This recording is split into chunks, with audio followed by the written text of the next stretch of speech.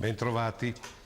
Dopo la decisione della Corte di Cassazione di fissare il 30 luglio prossimo l'udienza del processo Mediaset in cui Berlusconi è stato condannato a 4 anni di carcere e 5 anni di interdizione dei pubblici uffici per frode fiscale, è scoppiata la prevedibile canea del Caimano e dei suoi famigli. Il presidente della sezione feriale della Corte di Cassazione ha deciso di fissare l'udienza a fine luglio per non far andare il processo in prescrizione, un rischio prescrizione lanciato dalla Corte d'Appello di Milano che aveva confermato la condanna di primo grado. Come scrive il Fatto, il presidente Esposito ha preso una decisione obbligata perché sul fascicolo Mediaset inviato alla Cassazione sulla copertina era indicato prescrizione dal 1 agosto 2013 al giugno 2014.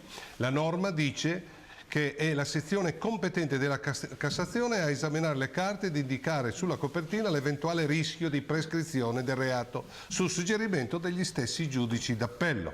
Avvocati e politici berlusconiani, scrive ancora il Fatto, si stracciano le vesti per l'incredibile accelerazione della Cassazione, ma una fonte autorevole della Cassazione dice che deve essere chiaro che non c'è alcuna volontà di perseguitare Silvio Berlusconi.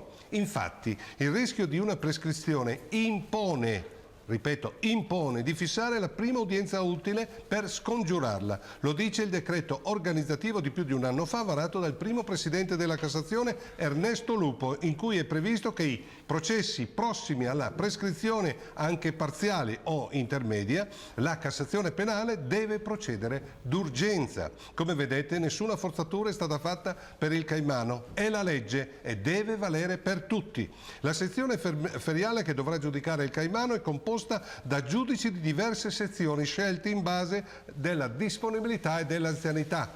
Questa sezione dal 22 luglio al 15 settembre si occupa dei processi a rischio prescrizione e delle misure, naturalmente le misure cautelari. Ogni anno celebra una cinquantina di processi che altrimenti andrebbero al macero. Per fare un esempio, proprio il presidente della sezione feriale della Cassazione Esposito, il 4 agosto del 2011, fissò un'udienza del processo all'ex ministro Aldo Brancher che si sarebbe prescritto il giorno dopo. Così a Brancher fu confermata la condanna per ricettazione ed appropriazione indebita e quella sentenza non suscitò una particolare ira tra i Berluscones.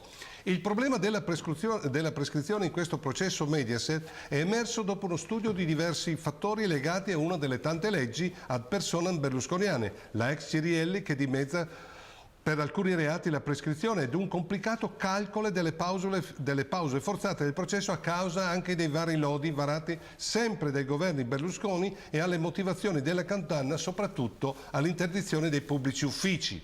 Ed è sulla base di tutti questi elementi che scrive ancora il Fatto: se la Cassazione avesse fissato l'udienza in autunno sarebbe stata prescritta la frode fiscale inerente l'anno 2002 e ci sarebbe stato il rischio concreto di un appello bis e di un altro giudizio in Cassazione per ricalcolare la pena anche dell'interdizione dei pubblici uffici, ma la Cassazione, rispettando la legge, ripeto rispettando la legge, lo ha evitato. D'altronde questo processo è già stato falcidiato dalle prescrizioni sempre grazie all'ex Cirielli, tra cui, scrive sempre il Fatto, un'appropriazione indebita per 276 milioni di dollari.